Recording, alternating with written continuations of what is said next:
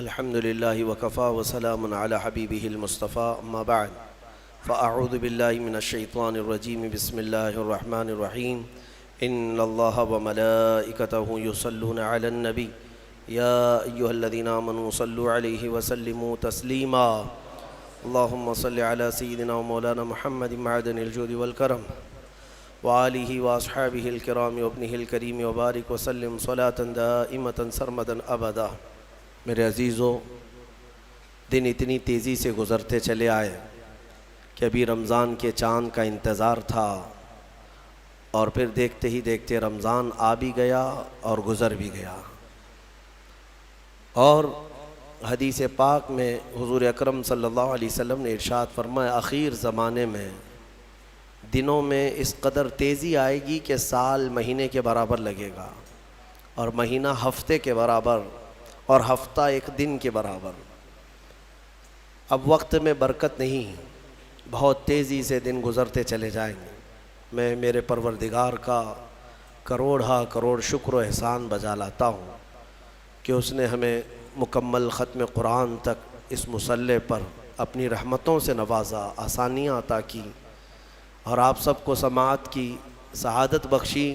یہ کم اعزاز نہیں ہے میرے عزیزوں، آپ نے شروع سے لے کر اخیر تک اس رب ذوالجلال کے لاہوتی کلام کو سنا ہے جو پتھروں پر نازل ہو تو ریزہ ریزہ ہو جائے، اور اس مصلی پر پڑھنے کی اگر اس نے سعادت بخشی ہے تو یہ اس کا بہت بڑا احسان ہے۔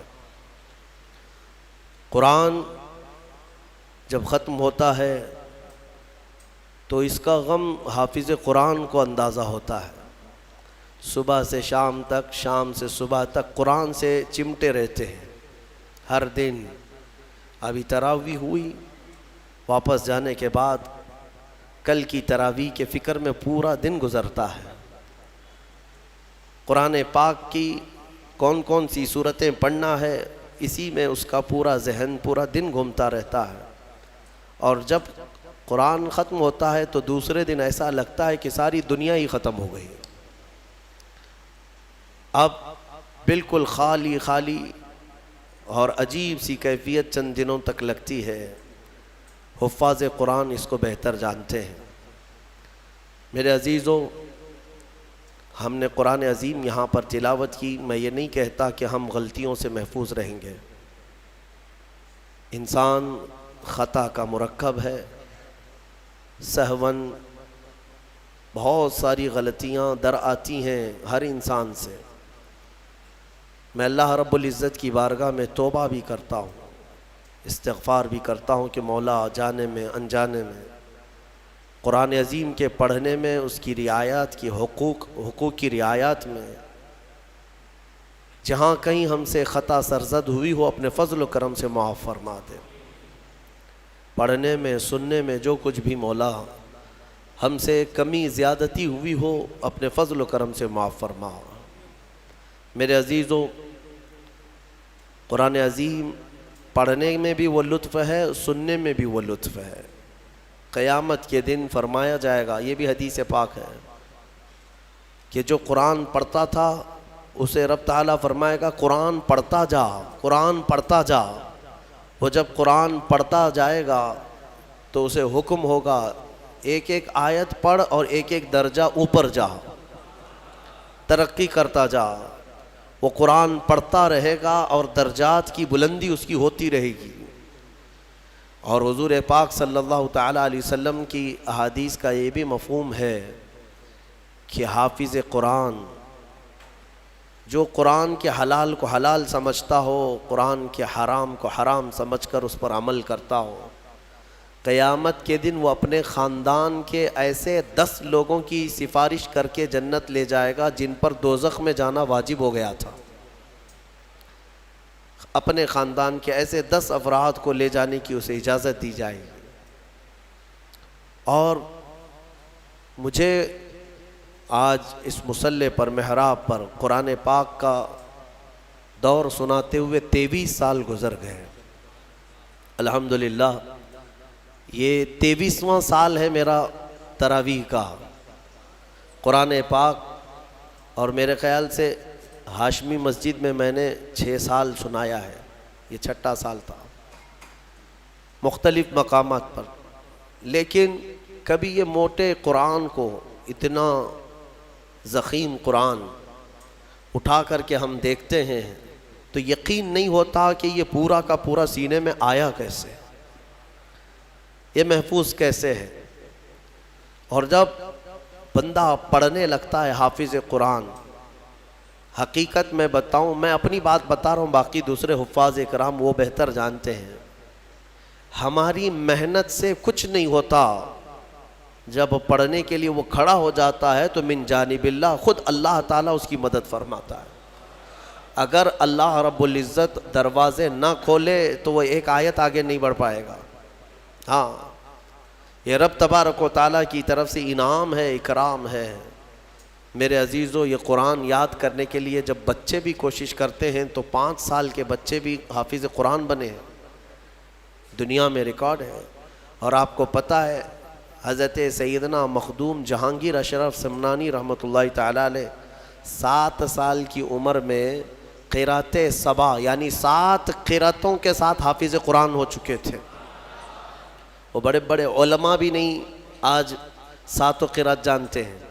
7 قرأتیں ہیں قرآن پاک کی، سب میں الگ الگ انداز ہے پڑھنے کے، اور وہ ایک عربی لینگویج جاننے والا، نحو اور صرف اور ان تمام امور کو جاننے والا یہ قرأت سبع بہتر سمجھ سکتا ہے، عام لوگوں کے سمجھ میں نہیں آئے گی یہ چیزیں۔ وہ 7 سال کی عمر میں 7 قرأتوں کے ساتھ حافظ تھے۔ میرے عزیزو، یہ قرآن آج بھی معجزہ ہے، سینوں میں یوں ہی نہیں آتا، بڑا ذہین بھی ہو اور رب تبارک و تعالیٰ کی مرضی نہ ہو تو اس کے سینے میں ایک پارہ بھی نہیں آتا۔ اور کبھی ہم نے دیکھا ہے بڑا کند ذہن ہے، کچھ آتا نہیں ہے، اسکول میں 0 تھا لیکن قرآن حفظ کرنے پر لگا تو پورا حافظ قرآن بنا ہے۔ ایسے بھی میں جانتا ہوں جن کو 2+2 معلوم نہیں ہے لیکن حافظ قرآن ہو جاتے ہیں۔ یعنی اس قدر دیہات سے آئے ہوئے بچے تھے جن کو کچھ نہیں معلوم تھا لیکن قرآن پورا یاد تھا۔ یہ معجزہ ہے قرآن کا۔ اعلیٰ حضرت امام احمد رضا خان فاضل بریلوی رضی اللہ تعالیٰ عالم تھے، بڑے مفتی تھے۔ آپ اندازہ کریں 14 سال کی عمر میں وہ مفتی بن چکے تھے۔ 13 سال کچھ مہینے، جس دن وہ بالغ ہوئے اس دن پہلا فتویٰ انہوں نے لکھا ہے 14 سال کی عمر میں۔ بہترین عالم، بہترین مفتی، لیکن حافظ نہیں تھے آپ، قرآن کے حافظ نہیں تھے۔ کسی نے آپ کو خط میں القاب لکھا، حضرت علامہ مولانا حافظ و قاری احمد رضا خان صاحب، اس میں حافظ و قاری کا بھی لقب لگا دیا۔ دوسرے ہوں تو پھیل جائیں گے کہ جتنے لقب فری میں ملے اچھا ہی ہے۔ اعلیٰ حضرت نے دیکھا کہ میں حافظ ہوں نہیں اور لوگ مجھے حافظ سمجھ رہے ہیں۔ یہ شعبان کی آخری تاریخ تھی، شاید دوسرے دن سے رمضان شروع ہو رہا تھا۔ آپ نے اس خط والے کے گمان کے مطابق اپنے آپ کو اتارنے کے لیے عزم کر لیا کہ اس کے خط کا جواب بعد میں لکھوں گا، حافظ قرآن پہلے بنوں گا، کیونکہ اس نے حافظ کہا ہے، مجھے حافظ قرآن کہا۔ تو اعلیٰ حضرت کا معمول یہ تھا کہ روزانہ رمضان میں فجر سے لے کر کے شام تک ایک پارہ یاد کرتے تھے اور تراویح میں ایک پارہ سنا دیتے تھے، یہاں تک کہ 29ویں رمضان کو یا 27 کو آپ مکمل 1 مہینے کے اندر حافظ قرآن ہو گئے۔ 1 مہینے کے اندر حافظ قرآن، ہاں 1 مہینے میں وہ حافظ قرآن ہو گئے۔ قرآن کا یہ معجزہ ہے، اللہ تبارک و تعالیٰ وہ جس کے سینے میں چاہے اس کو عطا فرماتے۔ میرے عزیزو، آج بھی بہت سارے ایسے بچے ہیں جو قرآن کو یاد کرتے ہیں بہت بچپن میں، اور ان کے ذہن کے دریچے ایسے کھل جاتے ہیں۔ آپ نے مولانا حارث صاحب کے پیچھے بھی تراویح پڑھی ہے، یہ ہمارے بھتیجے ہیں، انہوں نے تقریباً 4.5 مہینے میں پورا حفظ قرآن کیا۔ الحمدللہ انہوں نے بھی ایک ریکارڈ قائم کیا تھا، اور اپنے سبق کے دوران انہوں نے 29واں پارہ 2 دن میں پورا پارہ سنایا تھا۔ آدھا آدھا پارہ ایک ایک دن یاد کر لیا. تو یہ اپنے کمال کی بات نہیں, یہ اپنے کسب اور اپنے ذہن کی بات نہیں, رب تبارک و تعالیٰ کی عطا اور فضل. امام اعظم ابو حنیفہ کے ایک شاگرد ہیں امام محمد. یہ چھوٹی عمر میں امام اعظم کے پاس پڑھنے کے لیے آئے, داڑھی نہیں تھی, چھوٹے تھے. تو امام اعظم ابو حنیفہ رحمۃ اللہ علیہ کے پاس بڑے بڑے ان کے جو شاگرد تھے, علماء تھے, محدثین بیٹھتے تھے, اس میں ایک چھوٹی عمر کا لڑکا آیا ہے. تو امام اعظم نے ان کو ٹال دیا کہ جاؤ بعد میں, لیکن شوق اتنا تھا امام محمد کا کہ وہ ہٹنے کو تیار نہیں تھے. امام اعظم ابو حنیفہ نے ان کو ٹالنے کے لیے کہا کہ بیٹا میں انہی کو پڑھاتا ہوں جو حافظ قرآن ہوتے ہیں, تم حافظ ہو؟ کہا حافظ تو نہیں. حافظ بننے میں 2-3 سال لگ جائیں گے, جب تک تھوڑا سا جوانی آ جائے گی پھر سمجھ لے گا. کہا جاؤ حفظ کر کے آؤ. وہ گئے, 8 دن کے بعد پھر آئے.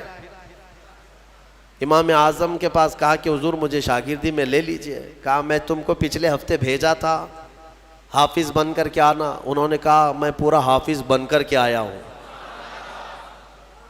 8 دن کے اندر.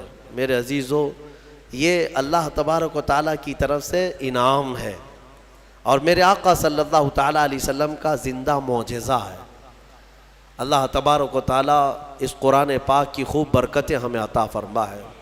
قرآن کو نہ چھوڑو اے میرے عزیزو, قرآن کو چھوڑ کر کے آج اس قدر گمراہی آئی ہے. وہ زمانے میں معزز تھے مسلمان ہو کر, آج ہم خار ہیں تاریک قرآن ہو کر. قرآن کو چھوڑ کر ذلیل ہیں ہم. قرآن کو چھوڑنے کی وجہ سے یہ ساری آفات ہیں. اور پچھلی قوموں کے بارے میں قرآن میں اللہ تعالیٰ نے فرمایا, اللہ تعالیٰ ان سے فرمایا خذوا ما آتیناکم بقوہ, ہم نے جو تمہیں دیا ہے وہ مضبوطی سے پکڑو. یعنی یہودیوں کو تورات دی گئی تھی, بنی اسرائیل کو زبور دی گئی تھی, اور ہر ایک امت کو یہ کہا گیا ہے کہ مضبوطی سے یہ کتاب تھامے رہو. جو اللہ کی کتاب اتری ہے یہ صرف اور صرف جھاڑ پھونک کے لیے نہیں ہے, یہ تمہاری پوری زندگی کا دستور آیا ہے. ہاں کل کیا ہونے والا ہے یہ قرآن میں پڑھو, یہ بے خبر نجومی تمہیں کیا بتائیں گے. قرآن عظیم تمہاری زندگی کا پورا دستور العین ہے.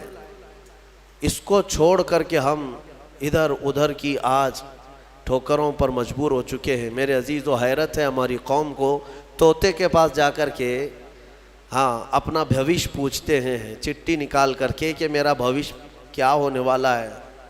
وہ بھی سڑک چھاپ آدمی جو طوطا لے کر کے خود سڑک پر بیٹھا ہے, وہ لوگوں کا مستقبل بتا رہا ہے.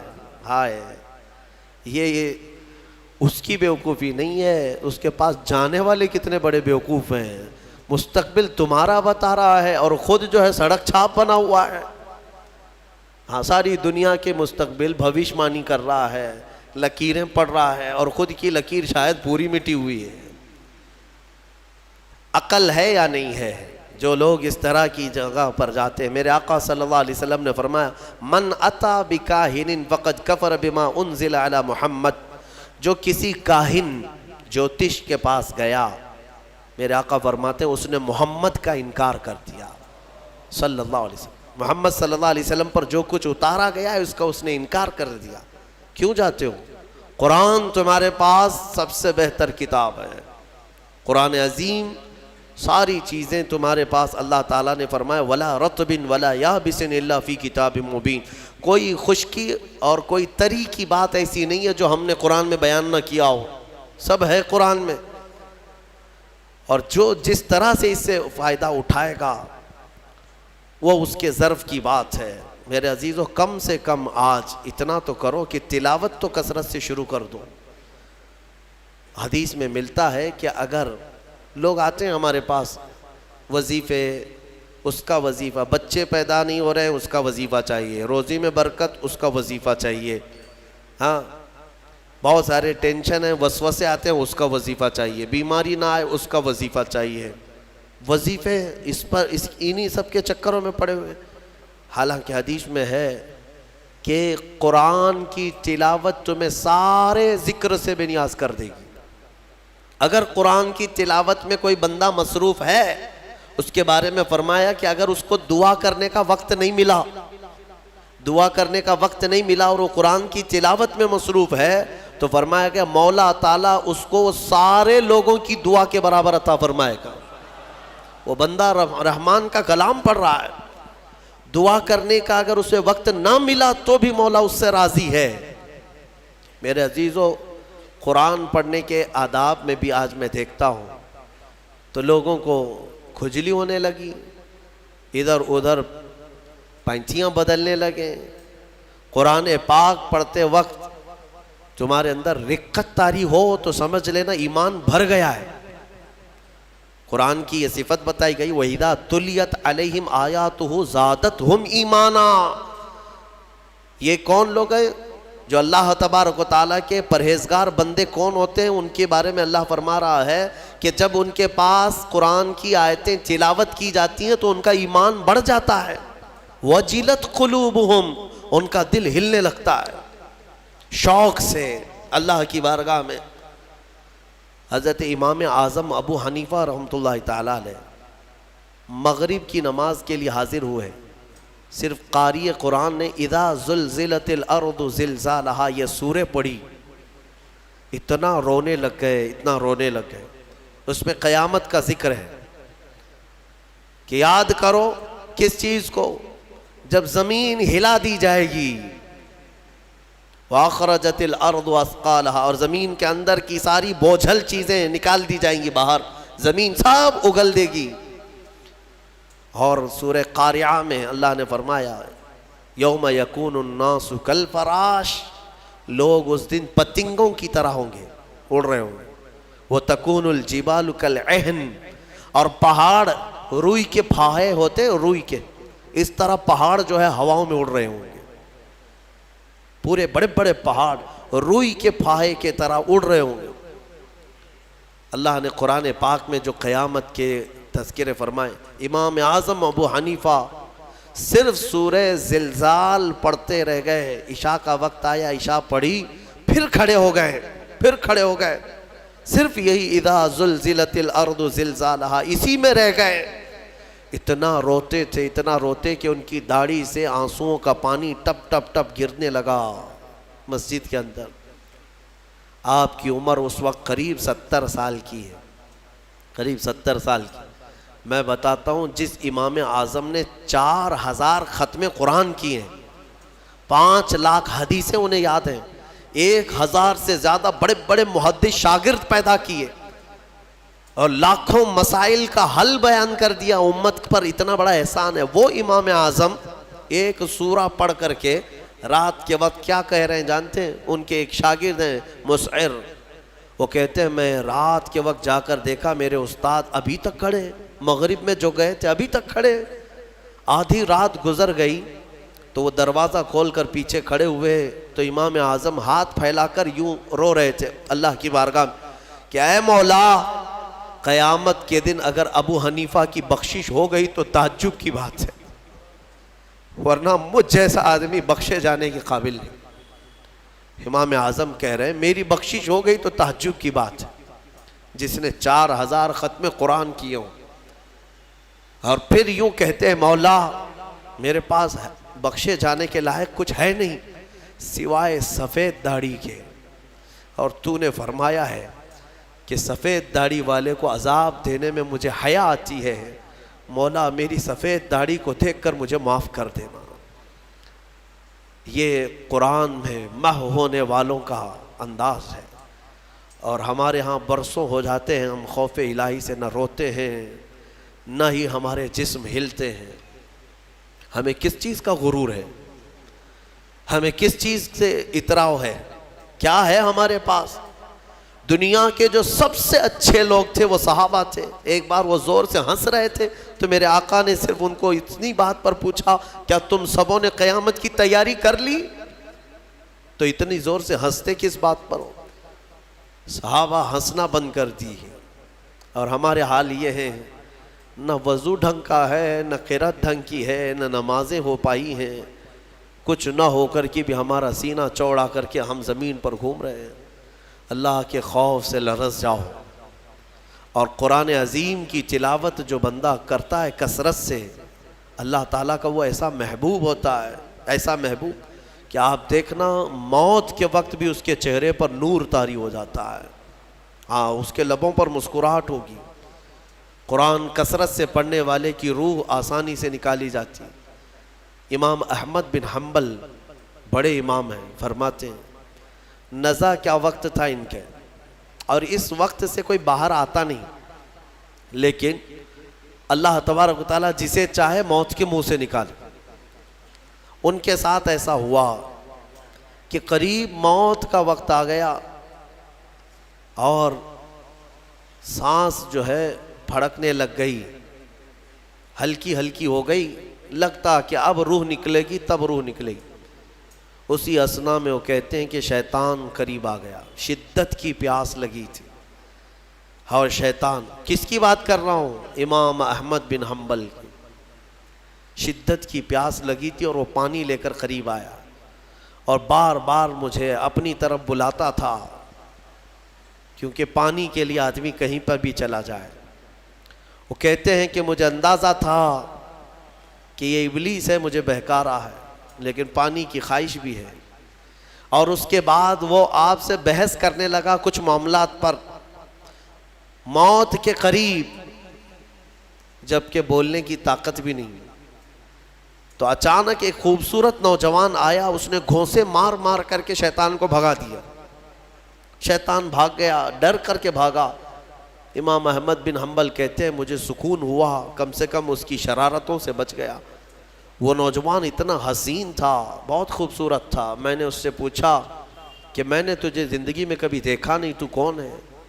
وہ نوجوان کہتا ہے احمد بن حنبل، میں سورہ یاسین ہوں، جس کو تم روزانہ تلاوت کرتے تھے. اللہ نے مجھے آج یہ شکل دی اور اس ابلیس کو میں نے مار کر بھگایا کہ تمہاری نزا میں وہ تمہیں گمراہ نہ کر سکے. بہرحال یہ کیفیت ان کی ختم ہوئی، آپ نے یہ بیان کیا. پھر بعد میں دوبارہ آپ شاید نزا کے عالم میں گئے اور انتقال ہوا. لیکن میرے عزیزو، اندازہ کرو اتنے بڑے امام جن کا حال یہ ہے کہ لاکھوں حدیثوں کے وہ حافظ ہیں، ان کے ساتھ ابلیس اخیر وقت میں ایسے شدت سے گمراہ کرنے کی کوشش کرتا ہے، تو ہمارا اور تمہارا کیا حال ہوگا؟ اگر کوئی چیز اس وقت بچائے گی تو یہ اللہ کا کلام. یہاں تک کہ جب قبر میں دفن کر کے لوگ چلے جاتے ہیں تو قبر کے حالات بہت سخت ہیں. قبر بڑی چھوٹی ہے، ہم خود ہی کھودتے ہیں، جانتے ہیں کتنی قبر ہوتی ہے. اپنے مردوں کو آپ دفنا کر کے آتے ہیں، اتنی ہوتی ہے کہ کروٹ بھی نہیں لے پاتا مردہ، اور وہ بھی اس کو اتنا ٹائٹ کر کے نیچے پتھر یا اینٹ، یہ ڈھیلے سب رکھ کر کے قبلے کی طرف کر کے اس کو بند کر کے آ جاتے ہیں. پتہ ہے کس قدر گھبراہٹ ہوتی ہے، بہت گھبراہٹ ہوتی ہے. یہ مت سمجھنا کہ مردے کو اب کچھ پتہ نہیں چلتا. یہاں تک کہ حدیث میں ہے تمہارے چلنے کے چپلوں کی آواز تک وہ مردہ سنتا ہے. بولنے کی آواز تو چھوڑے، چلنے کی آواز بھی وہ قبر میں سنتا ہے. ہر چیز زندوں کے کانوں سے زیادہ کان اس کے تیز سنائی دیتا ہے اس کو. اور جب لوگ چھوڑ کر کے جا رہے ہوتے ہیں، وہ اس قدر گھبراہٹ کا شکار ہوتا ہے کہ اس تنگ و تاریک کوٹھری میں پہلی بار اس کو ڈالا گیا ہے. زندگی بھر کبھی اتنے چھوٹے گڑھے میں نہیں سویا. ہاں، اب حضور پاک صلی اللہ علیہ وسلم نے فرمایا ہے، رشتہ داروں کو بھی کہا ہے کہ دفنانے کے بعد تھوڑی دیر بیٹھ جاؤ قبر کے پاس کہ اس کی گھبراہٹ کم ہو. لیکن کون بیٹھتا کون ہے؟ سب کو اپنی جلدی ہے. عزیز لوگ بھی نہیں بیٹھتے، نکل آتے. بھائی ہوں، باپ ہوں، بیٹے ہوں، سب نکل کر کے آ جاتے ہیں، الا ماشاء اللہ.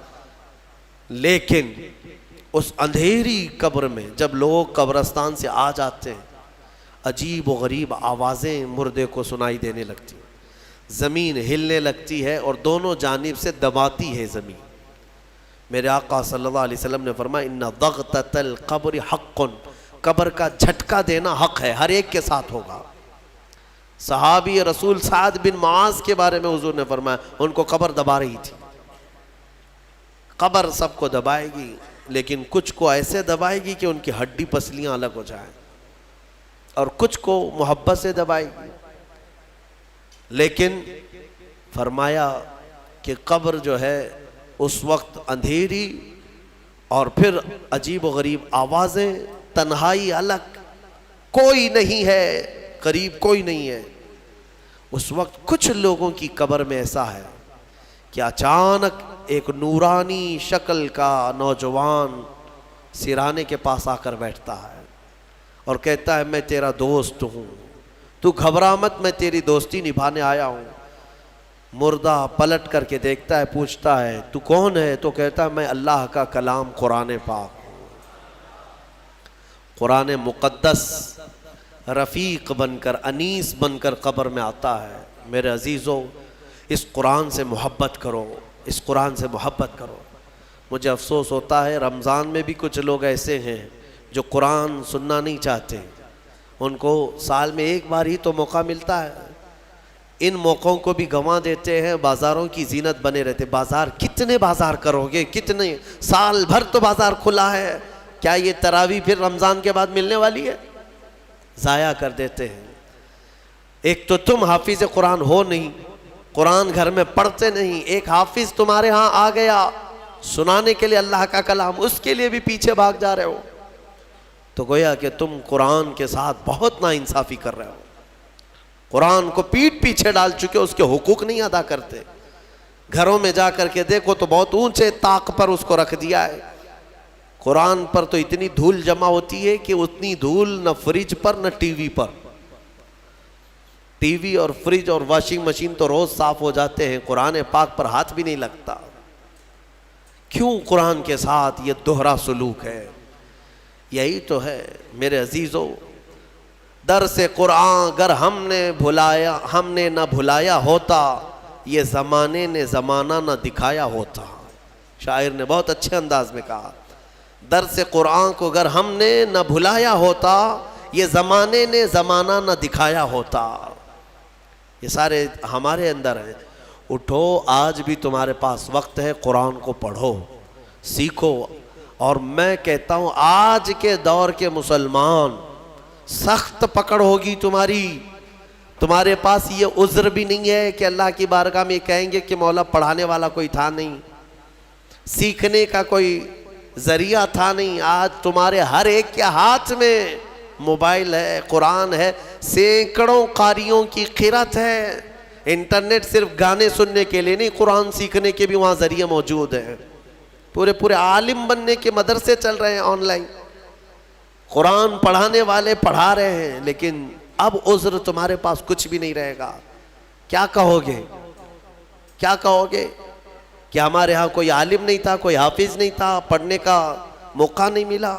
نہیں، تمہاری سخت پکڑ ہوگی، تمہارے پاس سب تھا، تم نہیں چاہتے تھے قرآن پڑھنا، تم نہیں چاہتے تھے۔ میرے عزیزو، قرآن کی طرف آ جاؤ۔ میں آخر میں یہ بھی کہنا چاہوں گا کہ جو حفاظ قرآن ہوں، میں اپنے متعلق نہیں کہہ رہا ہوں، اپنے متعلق نہیں کہہ رہا ہوں، دیگر جو بھی حفاظ قرآن ہیں ان کا ادب بھی بجا لائیں۔ اللہ کا کلام ان کے سینے میں موجود ہے۔ اور آج یہ اس مصلی پر، اس محراب میں، اس سال کی میری آخری تراویح تھی۔ انبیاء اکرام علیہ السلام کی جو زبان تھی، قرآن میں اللہ نے فرمایا، وہی میں عرض کرتا ہوں ان کی سنت پر۔ لا اسألکم علیہ اجرا ان اجری الا علی رب العالمین۔ لوگوں، میں آپ سے اس خدمت پر 1 روپیہ بھی اجرت نہیں مانگتا، مجھے معاوضہ نہیں چاہیے آپ سب سے۔ میرا اجر رب العالمین کے حوالے ہے، میرا اجر اللہ رب العزت کے پاس ہے۔ مجھے آپ سب کی جو محبت ہے یہی کافی ہے، اور مجھے دعاؤں سے نوازیں، یہ میرے لیے بہت بڑا معاوضہ ہے، بہت بڑا تحفہ ہے، یہ میرے لیے بڑا ہدیہ ہے۔ اور یہ محبت ہی تو ہے کہ اتنے گیپ کے بعد دوبارہ اس مصلی پر میں آیا ہوں، اور جو کچھ بھی ہوں میں یہاں تک آپ کے پاس بولنے کے قابل ہوں، یہ میرے والد کی تربیت ہے۔ آئیں، آج میں اپنی اس آخری محفل میں، چونکہ پھر کل سے شاید آپ کے سامنے حاضری نہیں ہوگی، تفسیر کا جو درس پہلے رمضان سے چل رہا تھا آج یہاں پر ختم ہوا، اور ایسا نہ ہو کہ زندگی کا آخری ہو، اللہ تعالیٰ پھر سے موقع عطا فرمائے۔ آئیں انشاءاللہ العزیز مولا کریم ہم سب کو آج کی رات معاف کرے گا۔ دعا کرتے ہیں جنہوں نے مجھے دعاؤں کی درخواستیں کی ہیں ان سب کو بھی میں شامل کرتا ہوں۔ یا ربنا یا ربنا یا ربنا یا اکرم الاکرمین، مولا قدیر ہماری اس میں ان تمام محفلوں کو اپنی بارگاہ میں قبول فرما۔ پہلے رمضان سے لے کر آج تک جو تراویح پڑھا، سورہ فاتحہ سے لے کر مولا 30ویں پارے تک کے جتنے سورے ہم نے تلاوت کیے، اس میں جو غلطیاں، کوتاہیاں، کمیاں، بیشیاں ہوئی ہوں اپنے فضل و کرم سے معاف فرما دے۔ اے رب العالمین، تجھے فضل کرتے نہیں لگتی بات، نہ ہو مایوس تجھ سے امیدوار۔ تو نے رمضان میں یہ حسین موقع دیے تھے، تیری اس مسجد کو ہم بھرتے تھے۔ مولا اگر ہماری زندگی باقی ہے تو پھر سے رمضان عطا کر دے۔ ارحم الراحمین، قرآن عظیم کی تلاوت کو میں نے جو کچھ بھی پڑھا مولا خالص تیرے شوق میں پڑھا ہے، تیری رضا کے لیے پڑھا ہے۔ اے رب قدیر مجھے ایمان کا اضافہ عطا فرما، جتنے لوگوں نے خلوص سے سنا ہے مولا ان سب کو اجر عطا فرما۔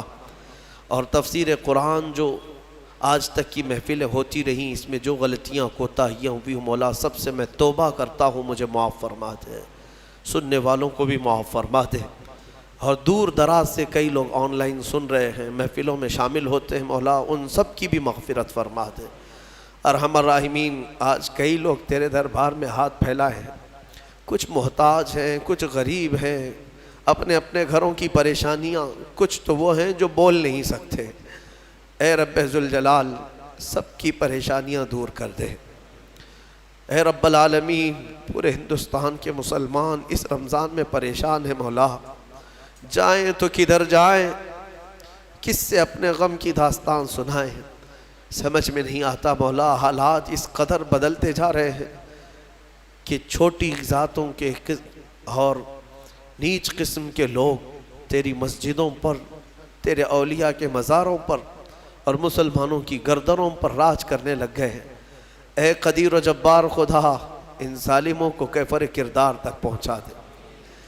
ارحم الراحمین، جو بے قصور ہمارے بچے گرفتار ہوئے ہیں ان کو آزاد کر دے۔ الہ العالمین، تو جہنم سے آزاد کرتا ہے، امت مصطفیٰ کو جیلوں سے آزاد کر دے۔ تیرے لیے بڑی بات نہیں ہے مولا۔ جو بچے ناحق گئے ہیں ان کو آزادی عطا کر، ظالموں کے چنگل سے انہیں آزاد کر دے۔ یا ارحم الراحمین، مولا یہاں پر جتنے حاضر ہیں اور جو دور دراز سے سن رہے ہیں سب کو قرآن عظیم کا شوق عطا فرما۔ آخری سانس تک مولا قرآن کی تلاوت کرنے اور سننے کی توفیق عطا فرما۔ ہم قبر میں جائیں تو اس قرآن کو ہمارا دوست بنا دے، حشر کے دن مولا قرآن کو ہمارا شفیع و مددگار بنا دے۔ ارحم الراحمین، میں گنہگار ہوں اور بڑے مرتبوں کی خواہش، تو کریم ہے خدایا، تیری بندہ پروری ہے۔ صرف آج کی رات اتنی التجا ہے، کل قیامت کے دن جب تیرے حبیب محمد مصطفیٰ صلی اللہ علیہ وسلم ہزاروں غلاموں کی جھرمٹ میں جنت کی طرف جا رہے ہوں، ان غلاموں میں ہمیں شامل فرما دے مولا۔ جہنم سے آزاد ہونے والوں میں ہمیں شامل فرما دے۔ خصوصیت کے ساتھ یہاں پر جتنے لوگوں نے بھی میرے ساتھ محبت کا سلوک کیا سب کو اپنی شان کے مطابق اجر عطا فرما۔